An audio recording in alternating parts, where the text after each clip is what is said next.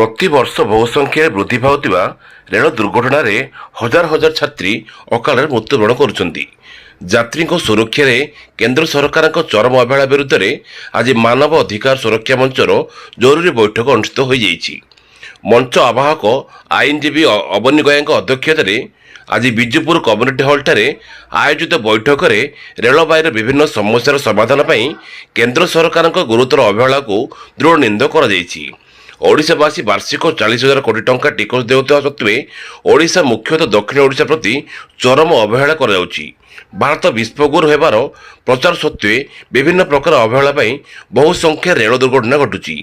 ଦୁର୍ଘଟଣା ପରେ ସରକାର କୁମ୍ଭୀର କାନ୍ଦଣା କାନ୍ଦି କେବଳ ଅନୁକମ୍ପା ରାଶି ଦେଇ ସରକାର ଚୁପଚାପ ବସି ପଡ଼ୁଛନ୍ତି। ବାର୍ଷିକ ହଜାର ହଜାର ଯାତ୍ରୀଙ୍କ ଜୀବନ ଅକାଳରେ ଦୁର୍ଘଟଣାରେ ଚାଲିଯାଉଥିବା ବେଳେ ଆଜି ପର୍ଯ୍ୟନ୍ତ ସରକାର ଦୁର୍ଘଟଣାକୁ ଆଡ଼ାଇବା ପାଇଁ କବଚ ବ୍ୟବସ୍ଥା କାର୍ଯ୍ୟକାରୀ କରିପାରୁନାହାନ୍ତି। 2012ରୁ ରେଳ ଦୁର୍ଘଟଣା ରୋକିବା ପାଇଁ କାମ ଆରମ୍ଭ ହୋଇଥିବା କବଚ ବ୍ୟବସ୍ଥା ଓଡ଼ିଶାରେ ଆଦୌ ଆରମ୍ଭ ହୋଇନାହିଁ।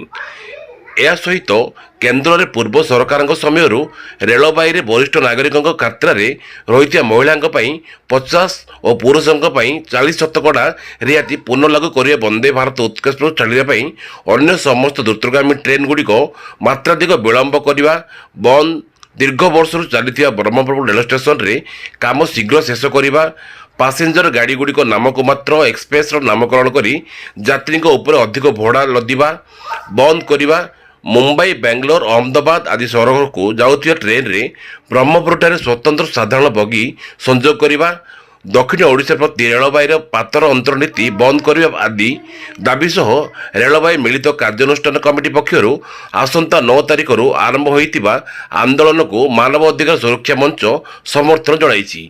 ଆଜିର ବୈଠକରେ ସଭାପତି ଗଗନ ଚନ୍ଦ୍ର ମଲ୍ଲିକ, ବୀରେନ କୁମାର ବେହେରା, ଅଳକନାଥ ମିଶ୍ର, ବିଜୟ କୁମାର ପାଢ଼ୀ, ପ୍ରଫୁଲ୍ଲ କୁମାର ଜେନା, ଆର୍ ସତ୍ୟନାରାୟଣ ରାଓ, ରମେଶ କୁମାର ବେହେରା, ଏସ୍ ସାମ୍ବଶିଭା ରାଓ, ରମେଶ ଚନ୍ଦ୍ର ସାହୁ, ଅଶୋକ କୁମାର ଦଳାଇ, ସଞ୍ଜୟ କୁମାର ମାଝୀ, ସାଲ୍ଲା କେଶବ ଲିଙ୍ଗମ ପ୍ରମୁଖ ବୈଠକରେ ଦାବି ଉପସ୍ଥାପନ କରିଛନ୍ତି।